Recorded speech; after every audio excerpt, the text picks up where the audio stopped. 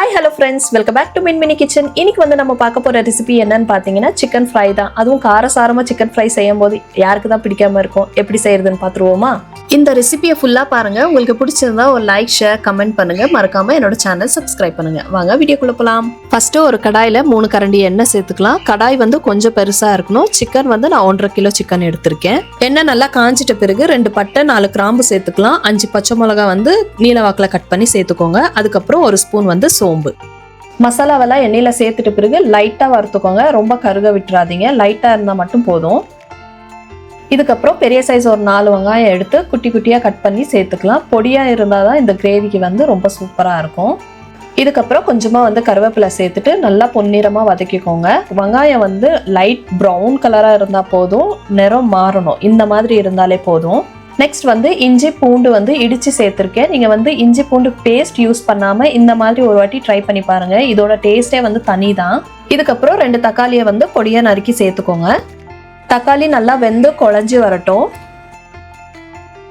ஒரு 2 நிமிஷம் போல் நல்லா வதக்கி விட்டுட்டு அதுக்கப்புறமா 1.5 கிலோ சிக்கன் சேர்த்துக்கோங்க. நான் வந்து நல்லா வாஷ் பண்ணி எடுத்து வச்சுருக்கேன். எல்லா சிக்கனுமே வந்து போட்டுட்டு அதுக்கப்புறமா ஒரு வாட்டி மசாலா கூடவே நல்லா மிக்ஸ் பண்ணி விடுங்க. அதுக்கப்புறமா நம்ம வந்து கல்லுப்பு, காரம் எல்லாம் சேர்த்துக்கலாம். இப்போ வந்து கல்லுப்பு சேர்த்துக்கலாம். கல்லுப்போட அளவு வந்து 1.5 ஸ்பூனாக போட்டிருக்கேன். நான் சில்லி பவுடர் போட்டுக்கலாம். நான் வந்து 3 ஸ்பூன் போட்டிருக்கேன். இது வந்து நாங்களே வீட்டில் அரைச்சி வச்சிருக்கிறது. உங்களுக்கு வேணும்னா வெறும் சில்லி அப்புறம் தனியா அந்த மாதிரி கூட நீங்கள் சேர்த்துக்கலாம். தனியா பவுடர் வந்து 1.5 ஸ்பூன், சில்லி பவுடர் வந்து 1.5 ஸ்பூன் போட்டுக்கோங்க. அதுதான் வந்து கரெக்டான மெஷர்மெண்ட்டாக இருக்கும்.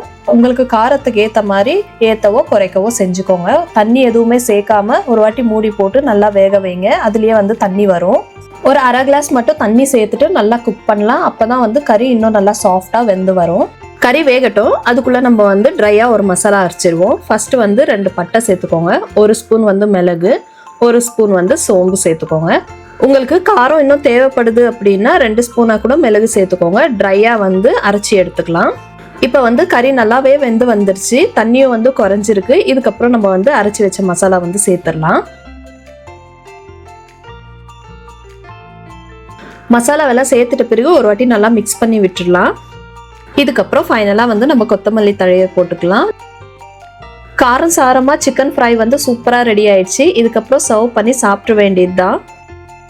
பார்த்தீங்களா, நம்மளோட சிக்கன் ஃப்ரை வந்து எவ்வளோ சூப்பராக வந்திருக்கு. சிக்கன் ஃப்ரைனாலே கொஞ்சம் காரம் அதிகமாக இருந்தால் தான் வந்து ரொம்ப நல்லா இருக்கும். ஆனால் காரம், உப்பு எல்லாமே வந்து கரெக்டாக இருக்குது. இதே மாதிரி நீங்களும் வீட்டில் ட்ரை பண்ணி பாருங்கள். கண்டிப்பாக சூப்பராக இருக்கும். இதே மாதிரி செஞ்சு சாப்பிட்டு எப்படி இருக்குன்னு கமெண்ட் பாக்ஸில் கமெண்ட் பண்ணுங்கள். எந்த உணவுமே வந்து வேஸ்ட் பண்ணாமல் சாப்பிடுங்க. இன்னொரு ரெசிபியில் பார்க்கலாம். Until then, bye from Hema.